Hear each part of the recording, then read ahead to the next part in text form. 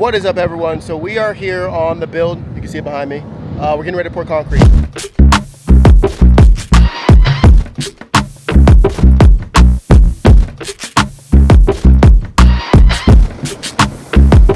Pour concrete. The pump truck's here.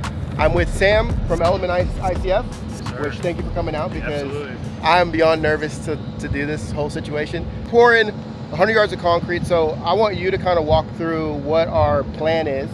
Okay. And with concrete, I feel like there's always a plan, and then there's a plan for when the plan doesn't work. Absolutely. So what are we doing? So our goal today is to fill these things up, no issues. You've braced it. You've done the legwork to make sure everything goes above and beyond what we do, right? So our goal here, we've got a 4-person crew. We are going to just make lap after lap after lap, staying under about 4 foot an hour. You've got enough lineal footage here that's going to take us an hour to go all the way around. And so we've got a different height walls. We've got 10'8", we've got 6s, we've got 4s. So we're gonna just make laps around, and we're just gonna fill this thing up little by little. We're gonna take our time. It's probably gonna take us about 4 hours to do this, and it's gonna be a day. Yeah, it's the hottest day of the year so far. But hopefully it means the concrete will set up a little bit quicker. Absolutely. Inside those forms. And then so over here, we have a couple spots that we'll keep an eye on. We have that cantilever footing that goes off of the office room into, I'm gonna flip you guys around and show you. Here, which we braced up. So when I talked to Sam about this earlier, he was basically said that instead of having to pour a footing that kicks out, because obviously you have to have your overdig for your footing and for your walls, instead of pouring a ton of concrete, we just frame it out similar to a window buck with a little bit additional stuff going on there. And then we have that same situation over there, which we actually put on bottle jacks because we're pouring, what is it, 5 courses, something like that? 5 or 6 courses. 5 or 6 courses above that. So we're gonna keep an eye on those spots. And overall, the rest of it, we have a little bit of a 4-inch course here, 4-inch course down here, and a 4-inch course over there. But with Element ICF, we have those interlocking webs that connect the 4-inch to the next course of 16. We call that permalocking. When they cross over seams, putting a full flex tie in there. And so we've got a lot of uniques. We've got T-walls, we've got different height walls, we've got steps, we've got a number of different things here that we are going to show the abilities of our block. And to show you guys, because a lot of people were asking, hey, that's a lot of bracing for ICF, like you build an ICF wall. This bracing typically wouldn't be here. I had to do side assembled blocks for my corners because I ran out of 8-inch corners. So I accidentally stacked my seams on the last 3 courses, which is why you see the excessive amount of blocking. Normally you'd see something more like what we have over here, where you don't even need what I put there, but standard corner going all the way up, you brace your single seam and that's pretty much it. So this is all pretty excessive. And then you also have that T-wall, which they do have brackets for that, but I didn't get any. It's perfect. And then a lot of the lumber you see here is left wild. Yeah. So that you can use it in your framing. Yeah. And so yeah, I ran a lot of it long because I was like, I could cut down a bunch of 8-foots that I can't really use anymore, or I just leave them at full length, and then when I rip them off, I can use them for whatever I want. Let's do it. I'm nervous. All right, guys, I'm going to give you some steps on what we did to prepare for Port 8. Now, first step is just getting your guys onto a plan. What's the plan? So I'll kind of walk you through what I walked through with the guys right here in this shot. I'm going to get an aerial view for you guys. So here we're going to start with the basement, and I'll put an arrow there. That has the tallest walls. I think it's about 10'8" of ICF that we're going to be filling with concrete. Then we're going to move around towards the top and then circle the entire build. So we circle the basement, we circle the whole build. We circle the basement, we circle the whole build. That's what we call a lift, is one pass throughout all the walls. Once I walked through that with the guys, I got them set up with a drill, some screws in a pouch, and a hammer. This is for any issues, right? There you can see here there's some lumber and some plywood sprinkled around the build. That's for if something were to go wrong, the guys on the ground can go grab some material, patch something up if we have a blowout, or they can run and grab something for us if we need it. It's just precautionary so that we don't have major issues, or if we do have a major issue, we can fix it very quickly. Once we did that, then all of us kind of walked around the build together, checking on all of our common seams, making sure that there was glue where there needed to be glue, making sure there was strapping where there needed to be strapping. We were just making sure that everything around the build was ready to go and solidified. I've heard too many stories about people who forgot to strap something or glue something, and then that's a weak point. So we just double checked everything before we poured, and I will say that it definitely paid off in the end. But that's kind of what we ran through before the concrete started flowing, and once everyone was on the same page, we just jumped into pouring concrete. Here you can kind of see that we have this ICF, half of an ICF block, I guess you could say, sitting on the backside of where I'm pouring. That's because we're going to do a floating slab floor over the basement. So that is actually there to tie into something that we're going to be doing next. So it kind of made it a pain to pour the concrete in there, but overall, it really wasn't that big of a deal. And here we have an extension on the pump crane, which you can see me holding. It's the orange thing. That basically helps us monitor the concrete. It's flexible, so I can kind of actually squeeze it a little bit, and it'll kind of slow the concrete a little bit. And the cool part about it too is if you need to move the pump from one side of a wall to the other, you can kind of flip it up and kink it.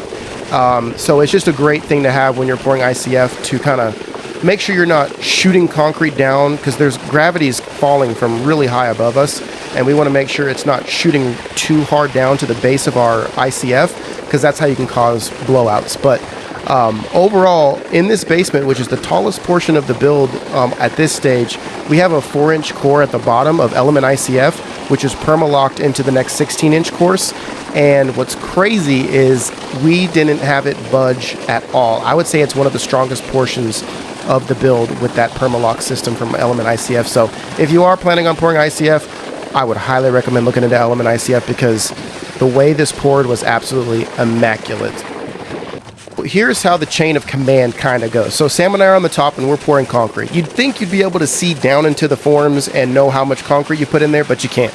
So the two guys at the bottom are hammering with 2x4s against the ICF with a hammer to vibrate it, but also to check and see how much concrete we have in our forms. When you look down in the forms, you'd think you'd be able to see, but the concrete turns everything into black, and there's no light getting in there. You can't see anything. So once we get to a certain height, they let us know, and we keep moving.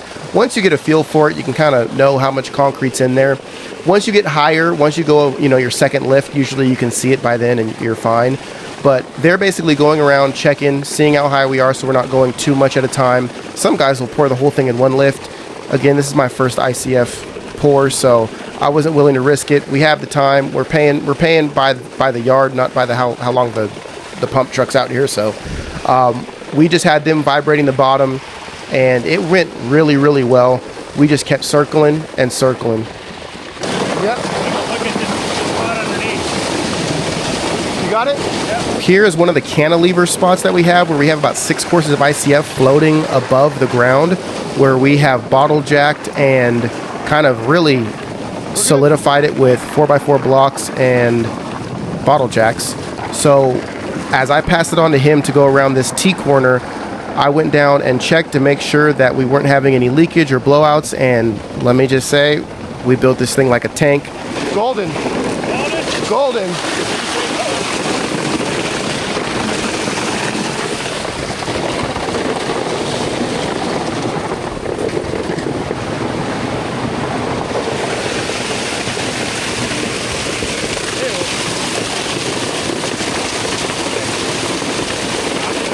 That's 25 cents of concrete. I was about to say, I'm sorry. I'll buy lunch. This might go a little bit quicker than I expected. It's going. I'm telling you, we plan for the worst, hope for the best. Yep. But see, that's the way we could be up here talking and not worrying about it. Otherwise, I'd be like,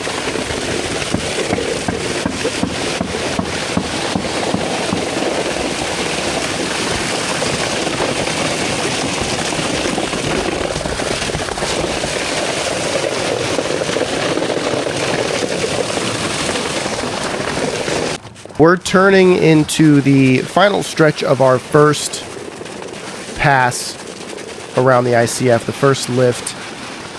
Honestly, the first lift was a little nerve-wracking, but once the first 2-3 minutes go by, you're like, all right, we're good. We're not putting that much pressure in there. We're pouring 4 feet. It's not a big deal. The only thing that I was still worried about was this step footing. This step footing to me was a little sketchy, so I had the guys from the bottom hop up there with Sam because he has to get back into the basement because we're going to go do the second pass around the basement. But I wanted to watch this cantilever, step footing, whatever you want to call it, and make sure we didn't have any issues. Now, I braced the snot out of this thing. I wasn't really worried about it sagging, but I wanted to kind of see what it looked like as the concrete was getting poured into it.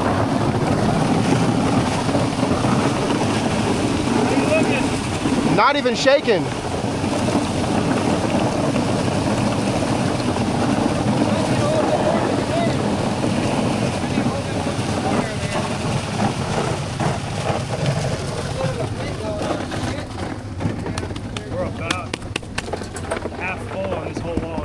I totally forgot. I have 4-inch courses down here that aren't braced, but they're grabbing onto this so much that, I mean, it's... Yeah, it's full.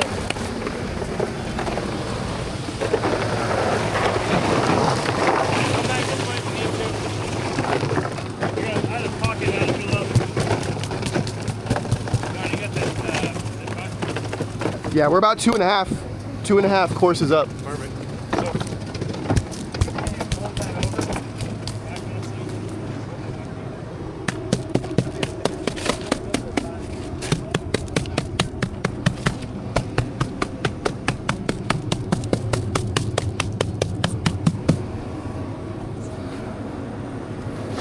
Oh shit. I'll be honest, Sam, I don't see any leaks coming out of this. Like it's not even dripping. I'll have nice clean walls to pour dirt on. I'm not going to bore you guys with showing every single lift that we did. We planned to go around 4 times. We actually only went around 3 times. After the first pass, the first lift, we were like, this ICF isn't going anywhere. And I'll be honest with you guys, I don't think I'll use a different ICF brand ever. Element is so good at ICF that and this is not me being any type of sponsor or anything. I would recommend going with Element if you're going to be building ICF. It is hands down, in my opinion, the best ICF out there. So we went around 3 times. The guys hopped up on the scaffolding once we got about halfway up, and they started pencil vibrating it, and it was so smooth. I was nervous for nothing. You can see here they're pencil vibrating it. We're finishing going around. I think this was the second time around, and you can just see there's not even any seepage at the seams of the Element ICF, and that's due to that interlocking mechanism that locks those blocks together. There was just nothing to worry about. I overbraced it. The next time I go, I know that it can take significantly less bracing, but overall, this was a success, and it was awesome. Now, when I pour concrete, I always have a plan for excess, so we needed a fireplace footing, and I had it measured out, and when they were like, hey, you got an extra 2 yards or so, I was like, all right, let's frame this up and pour our fireplace footing, and we used all the concrete. We have the whole subgrade is poured. Took us what, 4.5 hours? 4.5 hours. We're walking like old men. Oh, I'm feeling it pretty good right now. I'm covered in concrete, as you can see. But a couple takeaways that I want to get before he gets back on the road. Some of the biggest points that we were worried about were honestly some of the strongest points but a strong point in the build. So here, do you want to hop down there and show? Yeah. So here we got a 4-inch piece. It's just the top of a block cut off, or the bottom of the block cut off of our side assembled, and he's permalocked. So what that means is he took our flex tie and it's half in and half out. So it's actually creating basically a 20-inch block for this piece right here. And that worked beautifully. That held, it didn't move, it didn't budge, nothing like that, right? So what'd you do over here on the 8-inch side? So over here, because it was 8-inch down here on this section, I didn't permalock it. Is that what you call it? Yep, permalock. I didn't permalock it, which means I didn't put right here. I didn't put a tie connecting the 16-inch block to that 8-inch block, and you can kind of see how it is bulging just a little bit at that seam, even though there is more block there. Correct. You have a single tie going across, which is very traditional for an ICF, especially in the preformed or the molded versions, right? Where you only have one going across. But ideally you'd probably put that at the top, but we have steps down here that kind of negated the Yeah. ability to do that. And so, but man, everything else, It went good. Right here we have a little bit of separation. Nothing came out. It just separated. I'm not sure how that worked because I don't know. That doesn't make sense to me, but whatever. Nothing bad happened. What I will say is it's very clean. Like if you look at this wall here, not much seepage, if any. There's none actually, except for what we spilled over the top. I mean, just look at you. If you couldn't see the top of the walls, you wouldn't know I poured concrete. The makeshift corners, the side assembled Yeah. corners, they held up.